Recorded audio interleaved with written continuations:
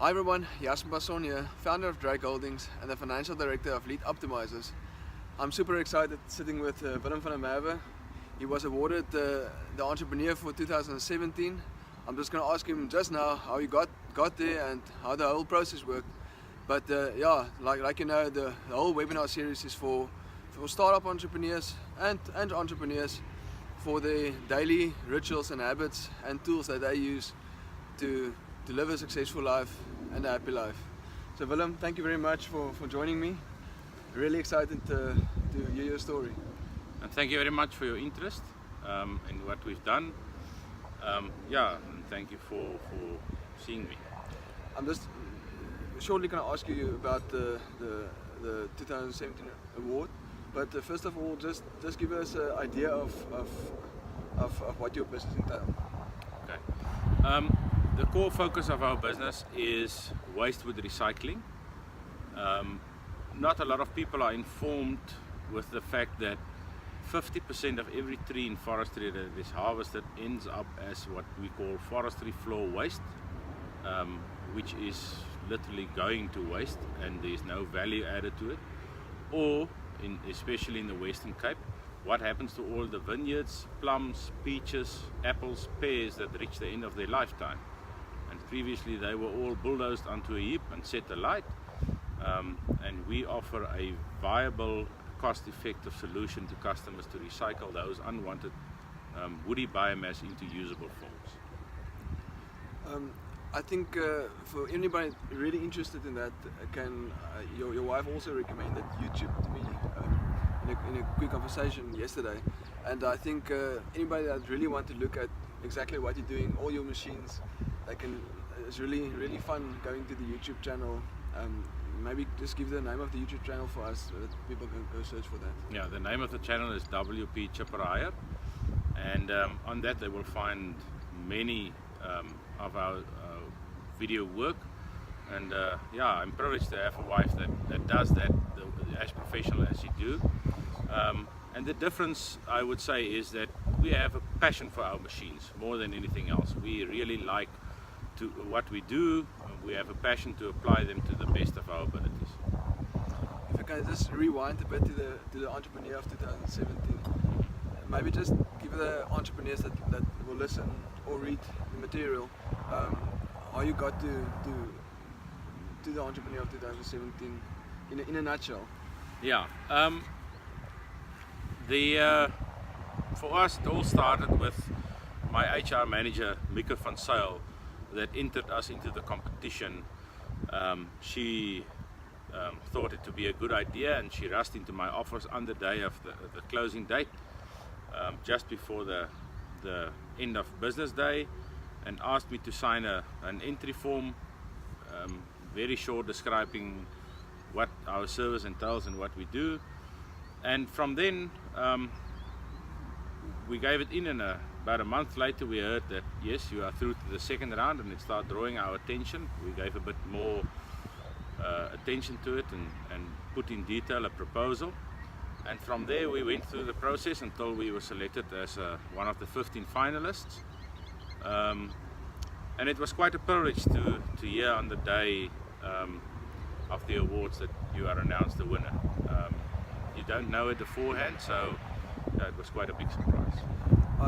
Just this morning I went on to listen to your I think one of your first keynote speaking events that you've been to after being awarded, and one of the biggest things that really caught my attention was the fact that you note that money isn't the only factor for being a success. Success is much more than just making money. You just quickly elaborate on that. I know you work power a lot of your employees, etc. So maybe if you can just elaborate a little bit on that. Yeah. For us, my personal business philosophy is that if you add value to your suppliers, your employees and your customers, making money will always be the result of doing good work. So making money is not necessarily the focus of our business, it is the result of good business.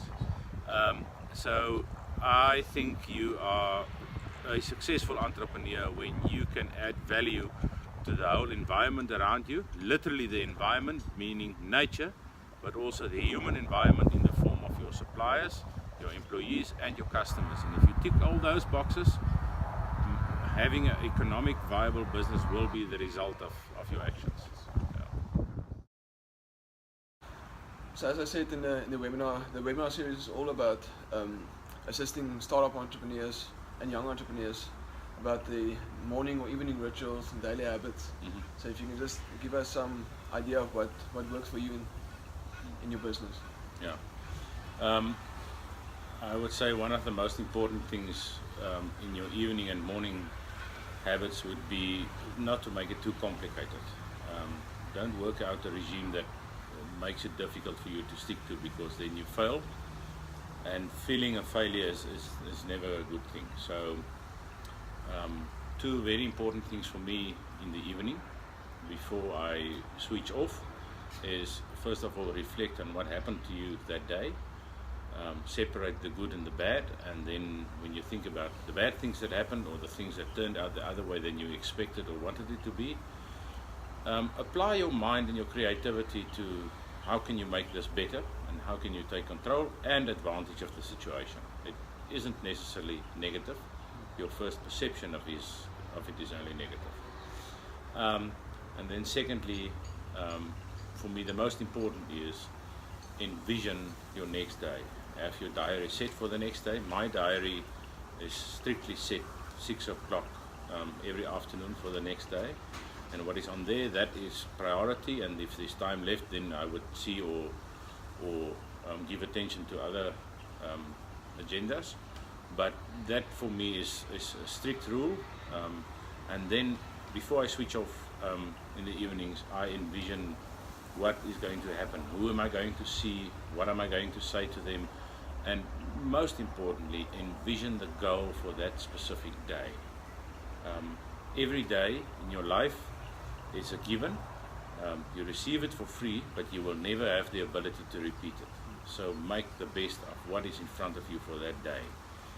And to do that, for me, I have to set out definite goals.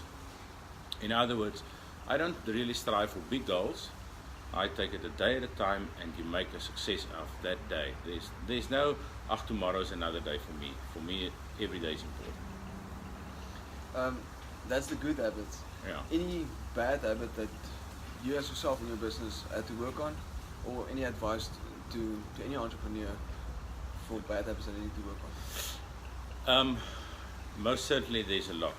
We are privileged in the fact that we only have to do a few things right to be successful, and that can cancel a lot of things that you do wrong. But since we are on the what do I do wrong topic,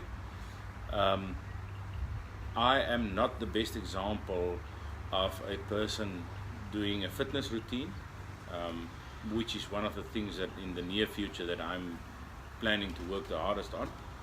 Your health is something that you receive for free, and you should look after it, and all the discipline in an exercise routine will bear positive fruit in the rest of your business as well.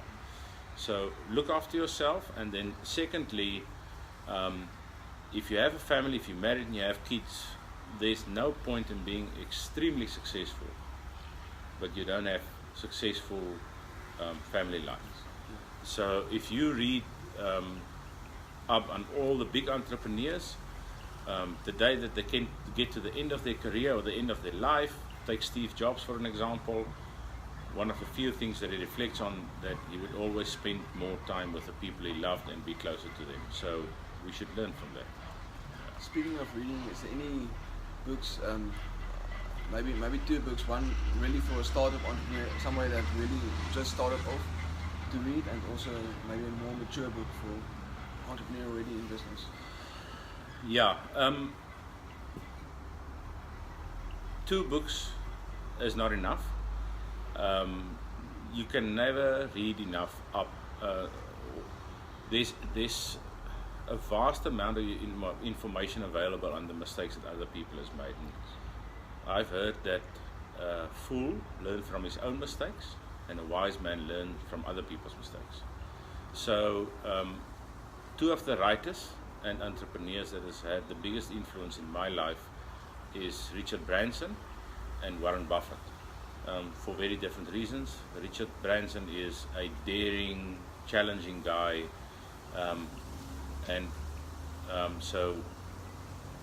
he has written 2 books, Losing My Virginity and Finding My Virginity, that is explaining a lot of his way of doing business, and as a package they are very valuable. And then Warren Buffett, I can't remember the title of his book, but he's written a book on how he reflects on compounding interest and his recipe to be this absolute gentleman but have a huge successful business. I think this is a snowball effect. Yes, yes. Yeah, it's two very good books. I also have it, but it's still a bit intimidating. It's in my office, but it's still a bit intimidating. It's a quite big book, quite large book. Yeah, so. Any last tips for a startup entrepreneur? I think Richard Branson explains it very good in the sense of screw it, let's do it. In the sense of nothing will ever be perfect. You just need to step into the entrepreneurial zone and, like you say, learn by your mistakes and going forward. Any last tips for entrepreneurs from your side? Also from Richard Branson, he made a statement once that said, something great don't have to be perfect. And being in the entrepreneurial field, one of the things that you have to live with is it's not going to be perfect. No startup is perfect. So if you are overly critical on yourself and if you are a perfectionist, those are the 2 things that will most likely stop you from being successful. So if you are a new entrepreneur starting up with stuff, you have to focus on what are the things that you can control, can make a difference on, and what are the things for either for now or for the future that you cannot control. And then distinguish between the 2 and start focusing on the things that you can change. And most important, absolutely the most important thing is have an absolute clear goal, and no matter what happens, never lose focus on that. Because the difference between success and failure in entrepreneurship is your ability to apply your resources to get your goal through your focus. And if you're not focused, you can be the most energetic, you can do whatever you can, but you will not be successful. Thank you very much for taking the time talking to me. It was a privilege. And I'm sure we will speak soon in the future as well. You're very welcome, and thank you very much. Right. If you guys did find value from this video, please remember to subscribe to this YouTube channel, and also please share this with a fellow entrepreneur friend.